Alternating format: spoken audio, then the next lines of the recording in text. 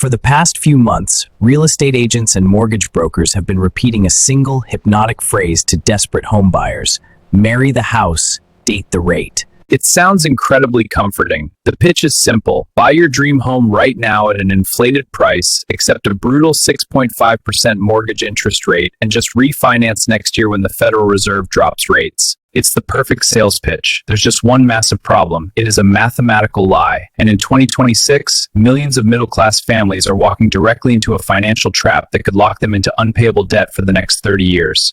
To understand why this strategy is so dangerous, we have to look at how mortgage amortization actually works. When you buy a house, your monthly payment is split into two things: the principal and the interest. When mortgage interest rates hover above 6%, a bizarre and disturbing mathematical phenomenon occurs during the first 5 years of your loan. Almost every single dollar you send to your bank doesn't actually go toward buying your house. It goes toward paying off pure interest. Think about the numbers. On a standard $400,000 mortgage at a historic 3% rate, your monthly payment is roughly $1,700.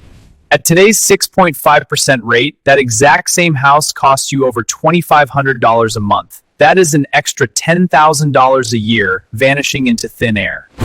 The entire date the rate strategy relies entirely on one massive assumption: that interest rates must come down soon. But macroeconomic data tells a completely different story. With new tariff implementations trickling into consumer prices and core inflation remaining stubborn, the Federal Reserve is completely cornered.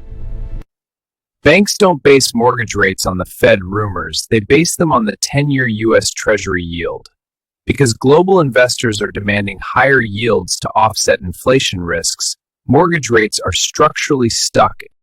If you buy a home today banking on a refinance in 12 months, you are gambling your financial future on a fantasy. If rates stay flat for the next 3 to 5 years, your liquid savings will be completely hollowed out by premium monthly payments you never intended to keep paying long term. But here's the most disturbing part of the trap, the part your real estate agent will never bring up.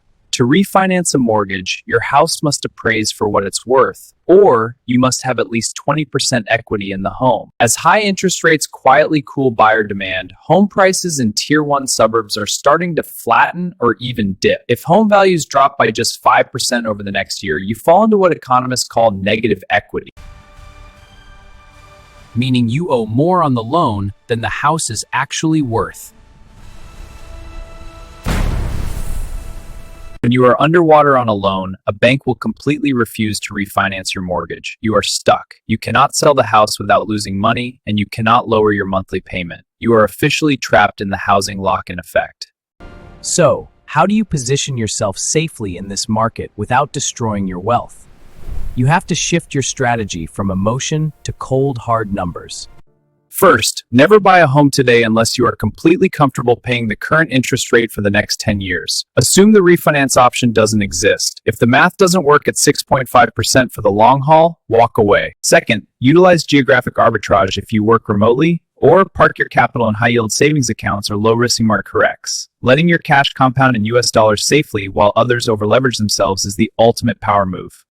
If you want to understand the deep macroeconomic forces shaping your money this year, make sure to hit subscribe. Keep your debt low, your data accurate, and I'll see you in the next breakdown.